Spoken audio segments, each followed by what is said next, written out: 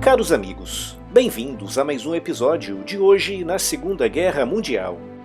Na parte 2 do vídeo, vamos continuar debatendo aquelas decisões controversas de Adolf Hitler e que são vistas hoje como sendo responsáveis por terem acelerado a derrota alemã na guerra. Como referi no início da parte 1 da série, quero voltar a lembrar que por uma questão de justiça histórica e também de bom senso, irei apresentar aqui apenas aquelas decisões tomadas por Hitler e que iam contra as orientações dos seus generais e comandantes militares. Ou seja, decisões que já eram reconhecidamente erradas naquela época. A quarta má decisão de Hitler foi ter atrasado o ataque a Moscou. Em junho de 1941, praticamente toda a Europa continental estava sob domínio ou influência direta de Hitler e dos seus aliados. O Reino Unido, apesar de não derrotado, seguia sozinho e isolado do outro lado do Canal da Mancha. Foi então que Hitler voltou finalmente a sua atenção para o objetivo primordial da guerra, a União Soviética. Entre setembro de 1939 e junho de 1941, a Alemanha nazista e a União Soviética comunista eram aliados na guerra, através do Tratado Molotov-Ribbentrop. Esse tratado, assinado em agosto de 1939 e que dividiu a Polônia ao meio entre ambos os países, foi muito útil para Hitler, pois tirou os soviéticos dessa fase inicial da guerra, deixando-o assim livre para se preocupar apenas com os poloneses e depois com os franceses e os britânicos. E também foi muito útil para Stalin, que precisava de tempo para continuar a reconstrução do seu exército, muito afetado pelas grandes purgas ordenadas por ele próprio e que dizimaram as fileiras do Exército Vermelho. Como já referi no vídeo anterior e em muitos outros vídeos aqui no canal, o objetivo de Hitler sempre foi a União Soviética. E de certa forma, Stalin sabia que mais cedo ou mais tarde a Alemanha atacaria, e justamente por isso precisava de tempo para se preparar. Mas no dia 22 de junho de 1941, esse tempo acabou e a Alemanha atacou em 3 grandes frentes, com um grupo de exércitos norte apontado para a conquista dos países bálticos e de Leningrado. O grupo de exército sul correndo em direção à Ucrânia e os seus férteis campos agrícolas e aos campos petrolíferos do Cáucaso. E o grupo de exército centro com o objetivo de conquistar a metade oriental da Polônia, toda a Bielorrússia, a Rússia Ocidental e a capital do Império Soviético, Moscou. Devido a uma conjugação de fatores, apesar da feroz e heróica resistência dos soldados soviéticos, o avanço inicial alemão foi incrivelmente rápido.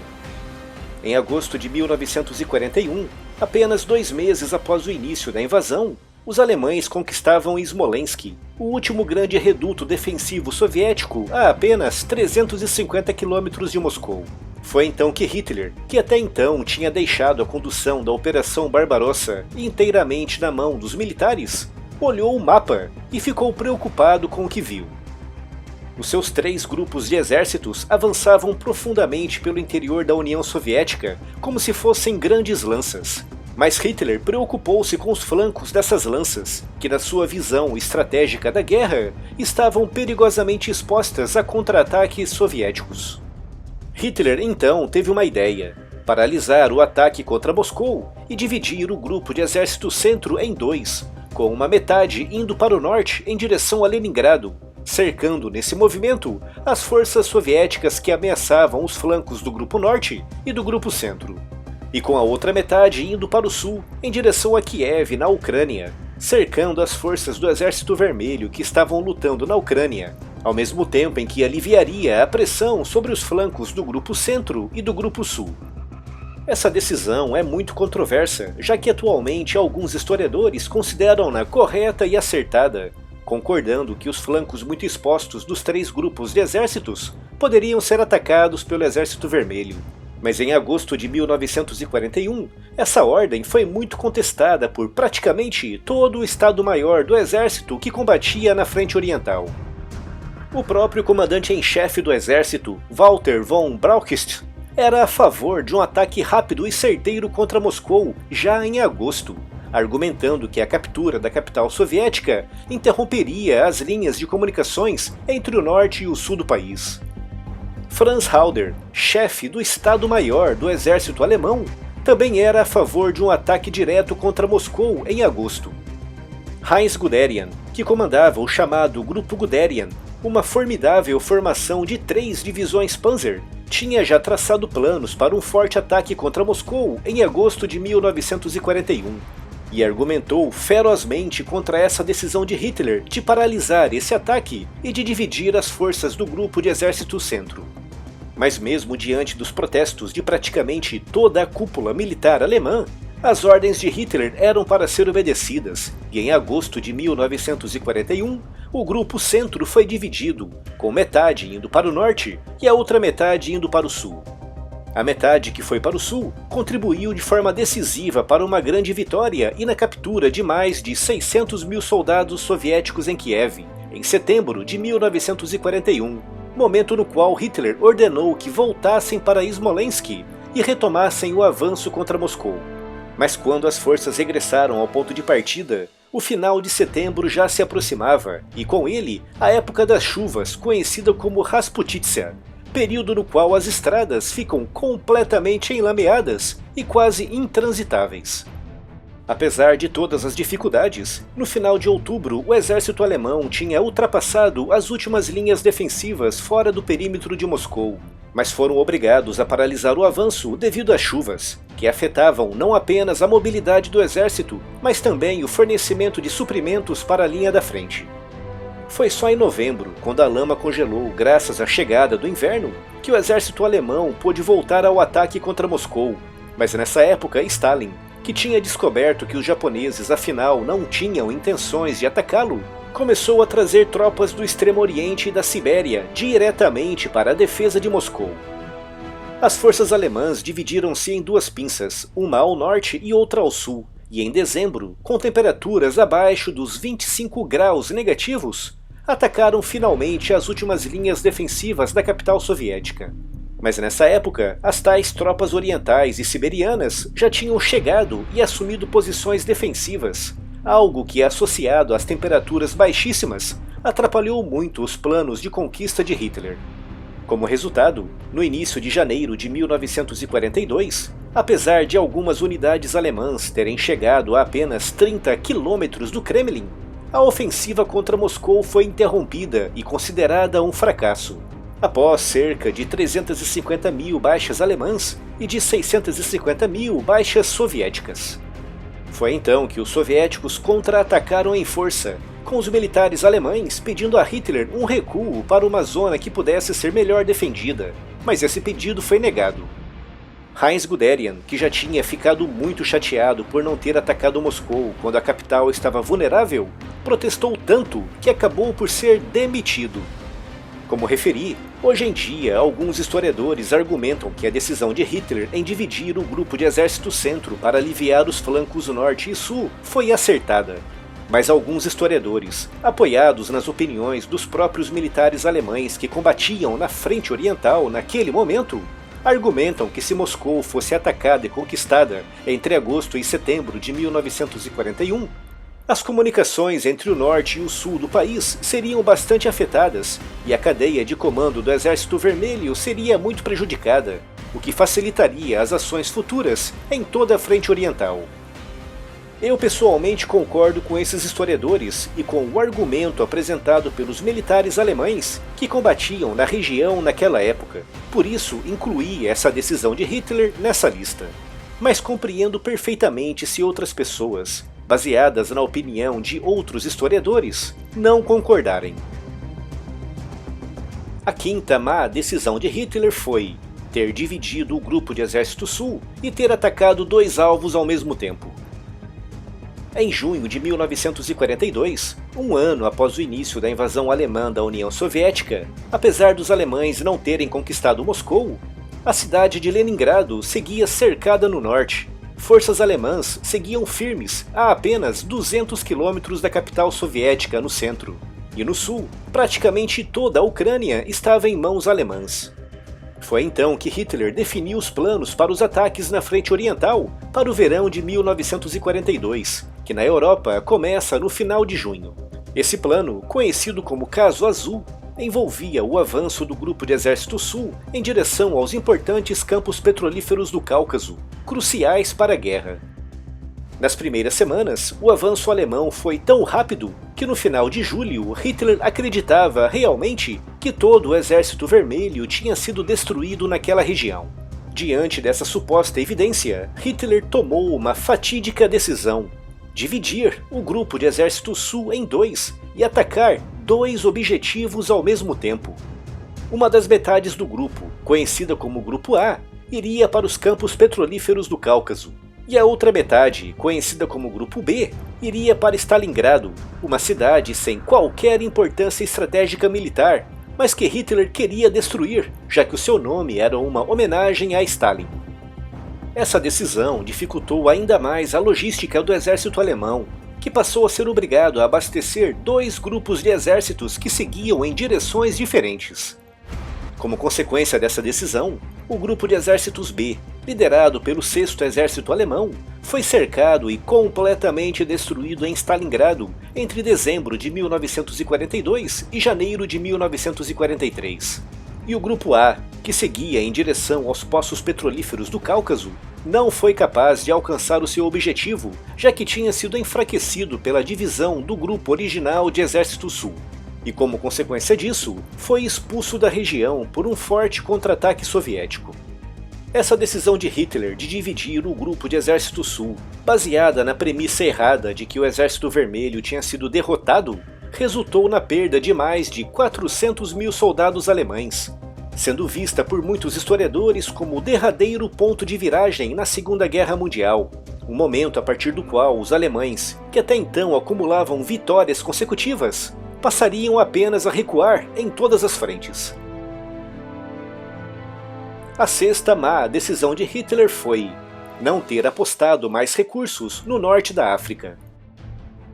Os alemães foram arrastados pelos italianos para o norte da África no início de 1941, após Mussolini ter fracassado no seu plano de invadir e conquistar o Egito, que naquela época era um território britânico. Hitler nunca teve interesse na região, mas diante da inevitável derrota italiana, viu-se obrigado a enviar forças para a região, lideradas pelo general Erwin Rommel, que graças aos seus movimentos naquele campo de batalha, ficaria conhecido como a Raposa do Deserto. Através da liderança de Rommel, no verão de 1942, as forças do Eixo chegaram a estar a menos de 150 quilômetros de Alexandria, a menos de 300 quilômetros do Cairo e a menos de 400 quilômetros do Canal de Suez. Se o Canal de Suez fosse conquistado, o Império Britânico seria dividido em dois. Vale lembrar que nessa época era através do Canal de Suez que os britânicos se comunicavam rapidamente com as suas colônias no Oriente, com destaque para a Índia. Por isso, se essa via fosse cortada, todos os valiosos recursos que os britânicos recebiam do Oriente teriam que passar pela costa africana, correndo um risco maior de serem atacados por submarinos alemães. Além disso, a conquista do Egito poderia abrir caminho para a conquista dos valiosos poços de petróleo na Arábia Saudita e no Iraque, regiões que naquela época também eram domínios britânicos. Com esses dois objetivos garantidos, Hitler teria enfraquecido ainda mais os britânicos e, ao mesmo tempo, teria conseguido acesso praticamente irrestrito ao petróleo, uma das matérias-primas mais importantes na Guerra Moderna. Mas entre 1941 e 1942, Hitler estava muito mais preocupado com a frente oriental, e apesar dos desesperados pedidos de Rommel por mais recursos, foi sempre ignorado. Como consequência disso, no final de 1942, os britânicos reforçaram as suas posições no Egito e contra-atacaram os alemães, o que resultaria na completa expulsão das forças do Eixo do norte da África em março de 1943. A sétima má decisão de Hitler foi atrasar o início da Batalha de Kursk. Após os impressionantes contra-ataques soviéticos que começaram em dezembro de 1942 e que resultaram na destruição do 6º Exército em Stalingrado e na expulsão dos alemães do Cáucaso, criou-se à volta de Kursk um grande bolsão bem no meio entre o Grupo de Exército Sul e o Grupo de Exército Centro. Em março de 1943, os soviéticos fizeram uma pausa nos contra-ataques para reforçarem as suas linhas de suprimentos. E foi então que Erich von Manstein, considerado inclusive pelos aliados como um dos mais brilhantes estrategistas da guerra, sugeriu a Hitler um rápido e contundente ataque contra o bolsão de Kursk. Mas esse ataque deveria ser rápido, para que os soviéticos, exaustos dos últimos avanços, fossem apanhados desprevenidos no interior do bolsão. Hitler gostou da ideia e em abril deu ordens para o ataque, mas ele queria controlar todos os aspectos dessa ofensiva, inclusive os detalhes da constituição das forças que participariam na operação. Como consequência desse excesso de controle, a operação foi sendo atrasada sucessivas vezes, sendo também criticada por muitos comandantes militares alemães. O ataque era para ter começado no dia 4 de maio, mas só começaria 2 meses depois, no dia 5 de junho, por insistência de Hitler, que queria ver no terreno os seus novos blindados médios Panther e mais unidades do blindado pesado Tiger I. Esses atrasos impostos por Hitler deram tempo para que a inteligência aliada descobrisse os planos, o que permitiu aos soviéticos construírem uma gigantesca e impressionante estrutura defensiva à volta de Kursk. Foram escavados mais de 2.000 quilômetros de trincheiras e 2 milhões de soldados soviéticos, 5.000 blindados e 25.000 peças de artilharia foram concentrados numa região do tamanho da Bélgica, tudo graças aos atrasos impostos pelas vontades de Hitler. Nesse meio tempo, muitos militares alemães começaram a protestar contra a decisão de atacar Kursk. Numa reunião tremendamente quente entre Hitler e Heinz Guderian, que nessa época desempenhava a função de inspetor dos blindados, Guderian disse que o ataque contra Kursk era inútil e que não fazia o menor sentido. Mas Hitler estava convencido de que o ataque deveria ser executado e também estava convencido de que só deveria começar quando seus novos blindados Panther e Tiger estivessem nos pontos de partida. Quando o ataque finalmente começou, no dia 5 de julho de 1943, a impressionante força de ataque alemã encontrou uma força de defesa soviética ainda mais impressionante. Os alemães não conseguiram avançar mais do que 30 quilômetros em alguns pontos da frente, e após 1 semana e 4 dias de ataque, a ofensiva era cancelada. Na Batalha de Kursk, os alemães, que já tinham sofrido pesadas baixas apenas 6 meses antes no Cáucaso e em Stalingrado, acumularam ainda mais perdas, das quais nunca mais conseguiriam recuperar. A 8ª má decisão de Hitler foi não permitir recuos estratégicos na frente oriental. Como referi anteriormente nesse vídeo, a partir de janeiro de 1943, com os contra-ataques soviéticos no Cáucaso e em Stalingrado, e após a desastrosa derrota em Kursk, a guerra viraria completamente contra a Alemanha, que passaria o resto da guerra lutando de forma defensiva e recuando em todas as frentes. Mas esses recuos eram sempre feitos no último minuto e sempre contra a vontade de Hitler, que tinha dado ordens para que nenhum soldado recuasse. Esses recuos eram tremendamente custosos tanto em termos de vidas humanas como em termos materiais, já que as tropas alemãs muitas vezes eram obrigadas a deixar para trás equipamentos pesados e valiosos. E foi nesse contexto que o marechal de campo Erich von Manstein desenvolveu todo um novo estilo de combate defensivo e que envolvia rápidos recuos, atraindo as forças inimigas para um ponto específico e atacando-as em seguida. Através desses movimentos, Manstein infligiu pesadíssimas baixas nos soviéticos, que tentavam avançar em praticamente todos os pontos. Mas esses recuos de Manstein eram muito mal vistos por Hitler, que tinha dado ordens precisas para que ninguém recuasse. No final de 1943, os soviéticos iniciaram a chamada Batalha do Dnieper, uma série de ofensivas ao longo do rio Dnieper, na Ucrânia. Diante de tamanha força ofensiva, Manstein foi obrigado a desobedecer diversas vezes as ordens de Hitler, ordenando recuos estratégicos que de outra forma resultariam em perdas irrecuperáveis. Mas no dia 19 de março de 1944, Hitler foi taxativo e proibiu completamente os recuos, e como consequência dessa ordem, o primeiro exército Panzer de Manstein, uma poderosa unidade militar composta por centenas de blindados e dezenas de milhares de homens, foi completamente cercado. Manstein, tomado pelo desespero, foi pessoalmente pedir a Hitler que autorizasse o imediato recuo do seu primeiro exército Panzer, mas os seus pedidos foram sempre negados, e só após muita insistência é que Hitler deu a sua autorização, mas já era tarde demais. Mais de 90% do outrora poderoso primeiro exército Panzer tinha sido perdido quando a ordem para recuar foi finalmente dada. E poucos dias depois, no dia 30 de março, Hitler demitiu aquele que era visto por todo mundo como um dos generais alemães mais talentosos. Manstein nunca mais retornaria para a guerra, mas após 1945, depois de ter sido formalmente ilibado de acusações de crimes de guerra, o seu talento foi muito aproveitado na reconstrução do exército da Alemanha Ocidental. A nona má decisão de Hitler foi o desembarque da Normandia.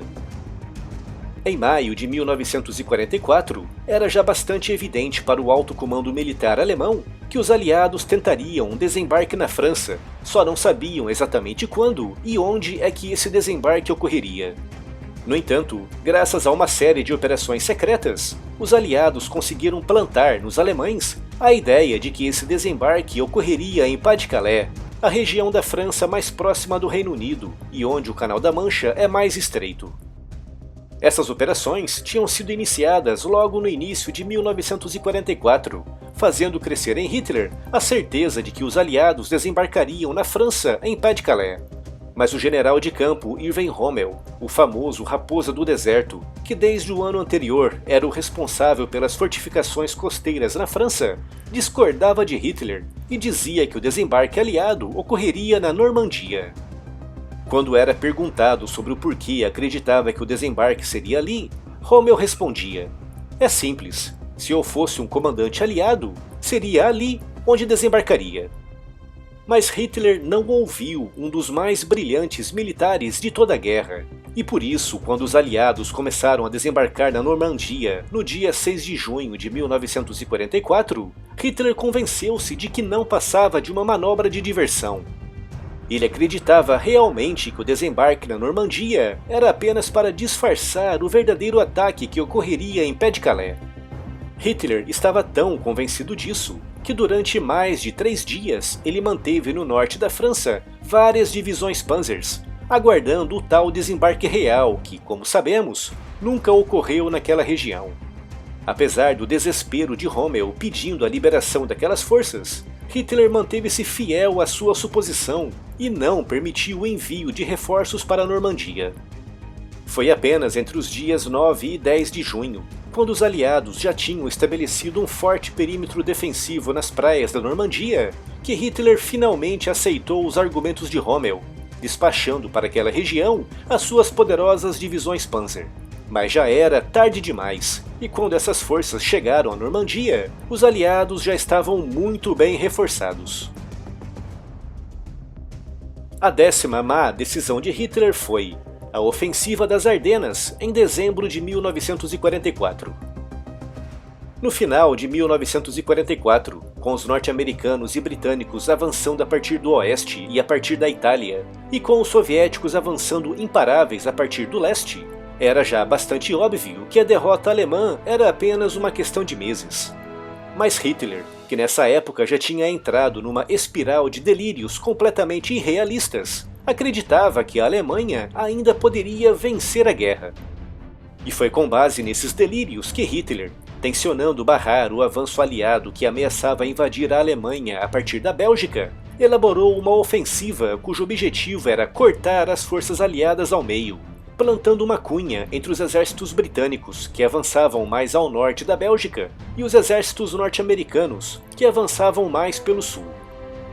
Com esse movimento, Hitler acreditava que poderia atacar e destruir primeiro os exércitos britânicos no norte e depois os exércitos norte-americanos no sul. E para a realização desse plano, Hitler concentrou na fronteira belga praticamente todos os seus últimos soldados, blindados, peças de artilharia e aviões, retirando-os de operações defensivas importantes. Como é óbvio, o alto comando militar alemão protestou, alegando que os tempos de ofensivas tinham terminado e que a Alemanha precisava se concentrar em operações defensivas. Mas Hitler estava decidido, e através do enfraquecimento defensivo de todas as frentes onde a Alemanha combatia, reuniu na fronteira belga um impressionante exército composto por 16 divisões de infantaria, 8 divisões blindadas e 2 brigadas de infantaria. O ataque, iniciado no dia 16 de dezembro de 1944, apanhou os aliados completamente desprevenidos, e nas primeiras semanas o avanço alemão foi impressionante. Mas rapidamente os aliados se reorganizaram, e no Natal de 1944, o avanço alemão era paralisado, antes mesmo de alcançar a metade dos objetivos inicialmente propostos por Hitler. No início de janeiro de 1945, os aliados iniciaram fortes contra-ataques que acabariam por empurrar os alemães de volta para a Alemanha, resultando em baixas tremendas para ambos os lados. No entanto, essas baixas foram rapidamente repostas pelos aliados, mas os alemães não eram capazes de o fazer. Como consequência disso, mais de 120.000 soldados alemães foram mortos, feridos ou capturados. Mais de 800 blindados e veículos blindados de assalto foram destruídos, e quase 1.000 aviões, na sua maioria caças, foram perdidos em apenas 5 semanas de combates. De acordo com os historiadores, essas perdas aceleraram em pelo menos 4 meses a derrota alemã.